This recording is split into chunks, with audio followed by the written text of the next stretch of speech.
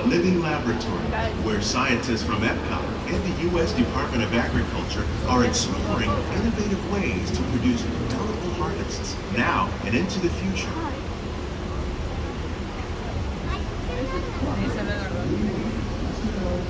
The tropics are home to the greatest diversity of plants on the planet. Many of these, like papaya, bananas, cacao, coffee, and rice, are well known around the world. These are just a few of the edible plants that have been an important source of nutrition for people living in the tropics. Many are rich in vitamins and minerals, while others are well adapted to growing in less than ideal conditions. Some, like the water lily, thrive in wet, swampy areas and waterways. All parts of this plant, even the flower petals, are edible. The starchy root of the plant has long been used to make flour for baking.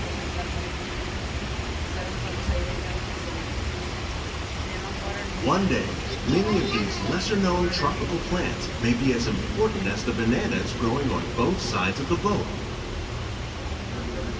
More than 28 million tons of bananas are eaten annually, making it the most popular fruit in the world.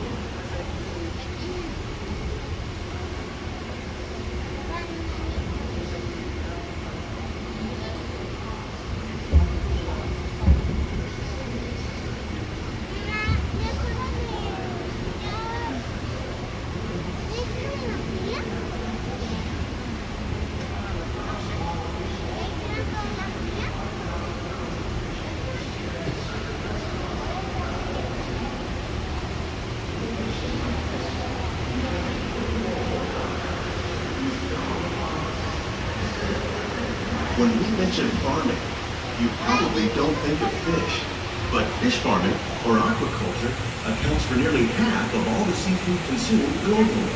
Tilapia, bass, and catfish, like the ones you see here, are three of the more popular crops raised by fish farmers. The sustainable system we're using here recycles the water in the tanks. As a result, we're able to save millions of gallons each year. Our small fish farm produces nearly 5,000 pounds of fish each year to serve at restaurants around Walt Disney. Innovations like this one can play an important role in our efforts to produce powerful harvests and still protect natural resources.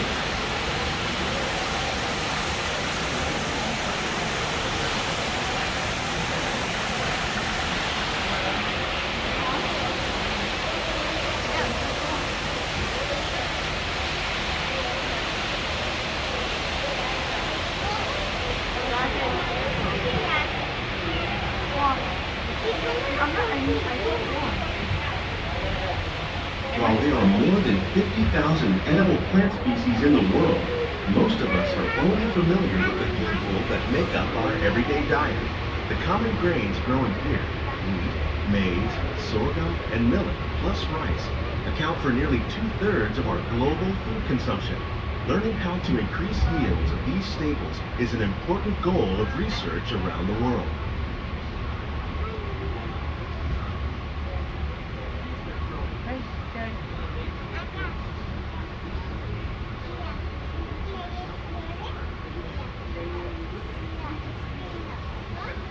These plants are definitely on their way up.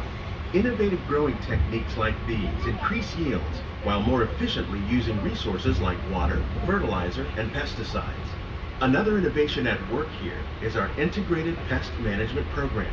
By populating our greenhouses with beneficial insects that prey on harmful pests, like aphids and flies, we are significantly reducing our reliance on conventional pesticides. We're growing these crops using our nutrient film system. This technique precisely controls and recycles water and nutrients.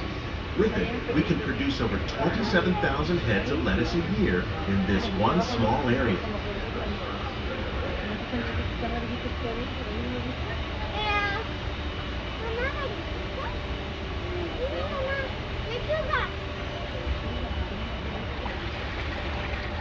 Some of our best ideas have been inspired by nature, like these fruit and vegetable trees. By growing these ground plants vertically, we can increase yields and better control diseases. These crops taste as good as they look. In fact, we serve more than 15 tons of produce from our greenhouses in restaurants here at the land every year.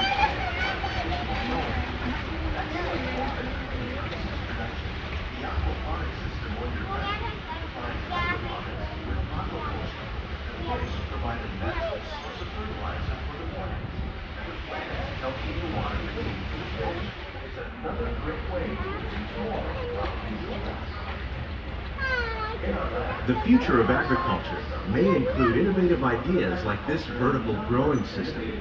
Plants grown in this way use a fraction of the space required by traditional growing methods.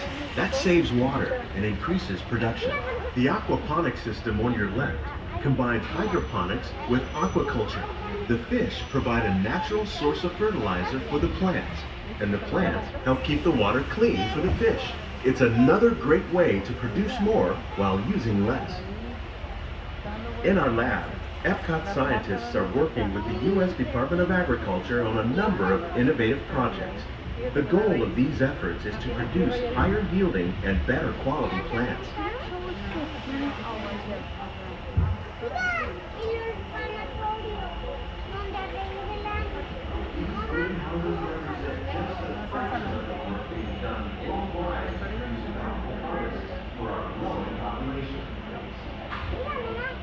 Scientists, farmers, and even backyard gardeners are doing their part to improve the quantity and quality of foods that we all rely upon. Together, we can continue to find more ways to